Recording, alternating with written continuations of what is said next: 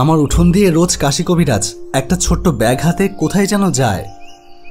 জিজ্ঞেস করলেই বলে, এই যাচ্ছি সনেকপুর রোগী দেখতে। একদিন বলল, নৈহাটি যাচ্ছি রোগী দেখতে, সেখান থেকে শ্যামনগর যাব।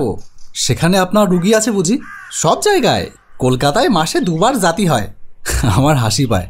কাশী কবিরাজ আমাদের গ্রামে বছরখানেক আগে পাকিস্তান থেকে এসে বাসা করেছে। জঙ্গলের মধ্যে একখানা দোচালা ঘর, আম গাছের ডালপালায় ঢাকা। দিনে সূর্যের আলো প্রবেশ করতে পারে না। ছেঁড়া কাপড় পরে কাশী কবিরাজের বউকে ধান সেদ্ধ করতে দেখেছি। এত যদি পসার, তবে এমন অবস্থা কেন? একদিন আষাঢ় মাসের মাঝামাঝি আকাশে ঘন মেঘ এসে জমল। বৃষ্টি আসে আসে। কাশী কবিরাজ দেখি আমার বাড়ির সামনে দিয়ে হনহন করে চলেছে ব্যাগ হাতে নিয়ে। ডেকে বললাম, ও কবিরাজ মশাই, শুনুন শুনুন। আরে কোথায় চললেন? বৃষ্টি আসছে। কাশী কবিরাজ আমার বাড়ির গেটের সামনে এসে দাঁড়ালো। একটু রানাঘাট যেতাম এই ট্রেনে, রুগী ছিল। ও, তা কে রুগী? এক মাদ্রাজি, পা ফুলে বিরাট হয়েছে। সব ডাক্তার জবাব দিয়ে দিয়েছে। 3 বার একসরা করতে গিয়েছিল। আমি বলেছি, ওসব একসরা টেকসরা আমার লাগবে না, আমার মুখই একসরা। আমার হাসি পেল। নিজের যদি এত গুণ, তবে দোচালার ঘরে বাস করো কেন জঙ্গলের মধ্যে? লম্বা লম্বা কথা বললেই কি আর লোকে তোমাকে বড় কবিরাজ ভাববে? একটু চা খান দাদা। তা খাওয়াও ভাই, একটু বসে যাই। আপনার পসার তাহলে বেশ বেড়েছে। বাড়বে কি, বরাবরই আছে। আমি তান্ত্রিক কবিরাজ, কেউ যা সারাতে পারে না তা আমি সারাবো। বলেন কি? এই জন্যেই তো আমার পসার, শুধু ঝাড়ানো কাড়ানো। বাড়ি গিয়ে রোগ সারিয়েছেন? আরে এ পাগল বলে কি, বড় বড় রোগ সারিয়েছি বটে। তোমরা ইংরেজি লেখাপড়া জানো কি না? সমস্ত অবিশ্বাস করো জানি, ভূত মানো। এই রে, ঝাড়ফুঁক ছেড়ে এবার ভূত প্রেতে এসে পৌঁছালো। কাশী কবিরাজ অনেক কিছু জানে দেখছি। বললাম, যদি বলি মানি না? তা তো বলবাই। ইংরেজি পড়তে পড়তে তোমাদের ইহকালও গিয়েছে, পরকালও গিয়েছে। রাগ করো না, যা সত্যি তাই বললাম।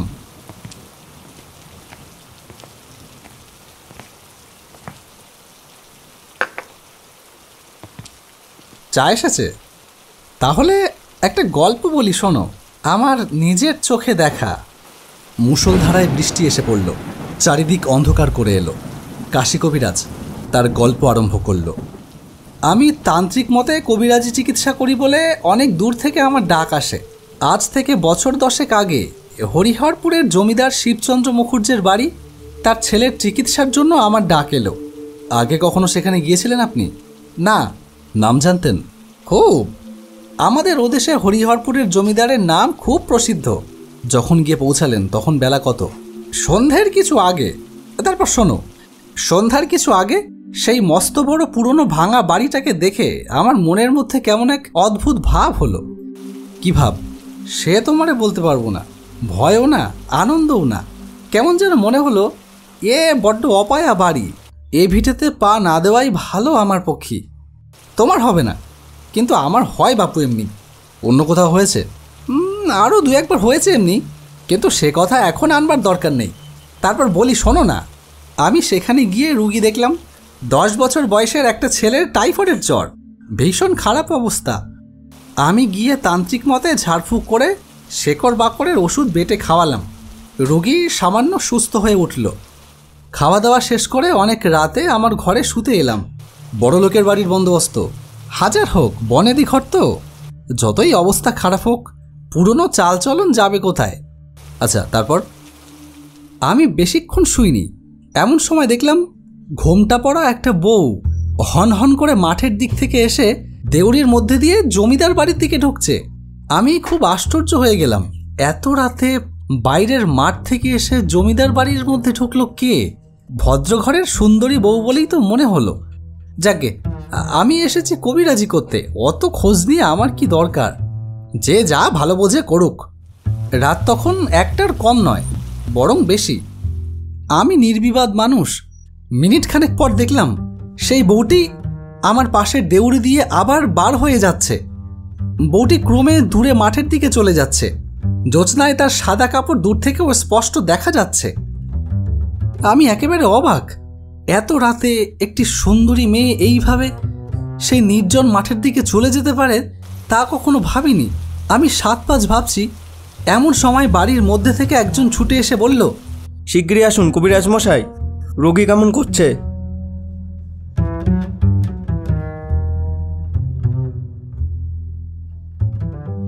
আমি গিয়ে দেখলাম রোগীর অবস্থা সত্যিই ভীষণ খারাপ, কিন্তু হঠাৎ করে এমন খারাপ তো হবার কথা নয়।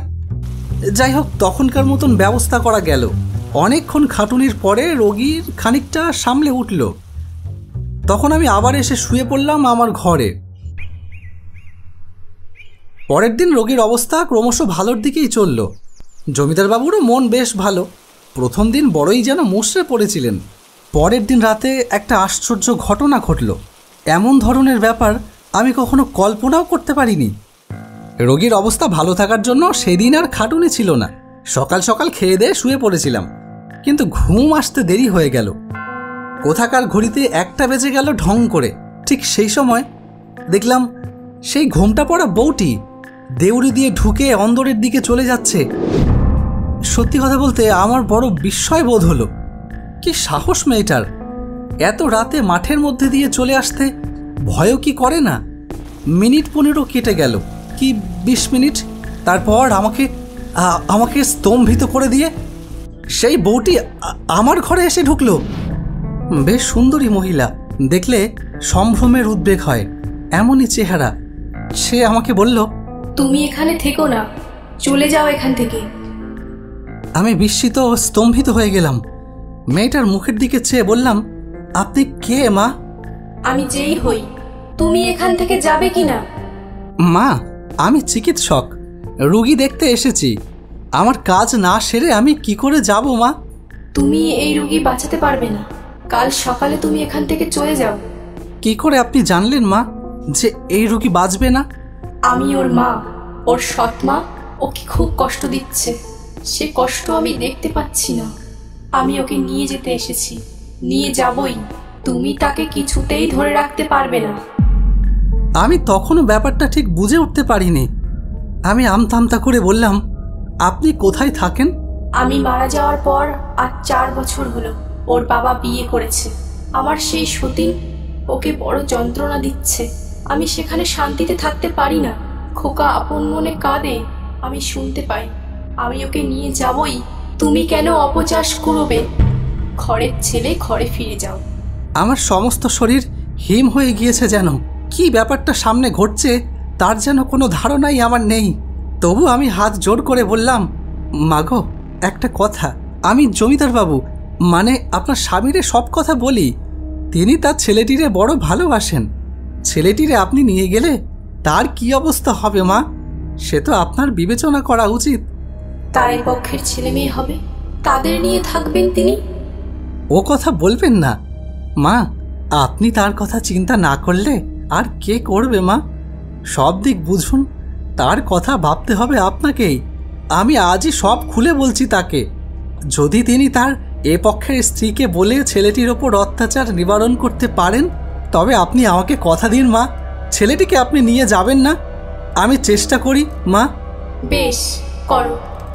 বলেই সেই মূর্তি অদৃশ্য হলো না। কিন্তু ঘর থেকে বার হয়ে, দেউড়ি দিয়ে বার হয়ে মাঠের দিকে চলে গিয়ে নিশীথ রাতে শুভ জ্যোৎস্নার কুয়াশায় মিলিয়ে গেল।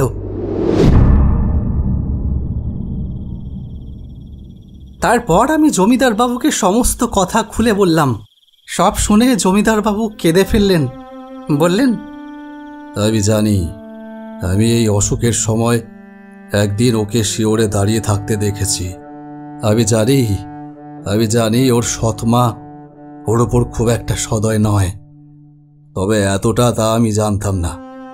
আমি কথা দিচ্ছি, খোকা সেরে উঠলে ওর মামার বাড়িতে রেখে লেখাপড়া শেখাবো। এই সংসারে আর আনবো না। আমার এই স্ত্রীকেও আমি শাসন করব, আপনি তাকে জানাবেন। রাত ভোর হয়ে গেল। রোগীর অবস্থা ক্রমশ ভালো হয়ে উঠতে লাগলো। 11 দিনের পর রোগী যখন সম্পূর্ণ সুস্থ হয়ে উঠল, তখন আমি বিদায় নিলাম জমিদার বাড়ি থেকে। বললাম, ওর মাকে আর দেখেননি? আসেনি আর আপনার কাছে? না, আর কোনোদিনও আসেনি।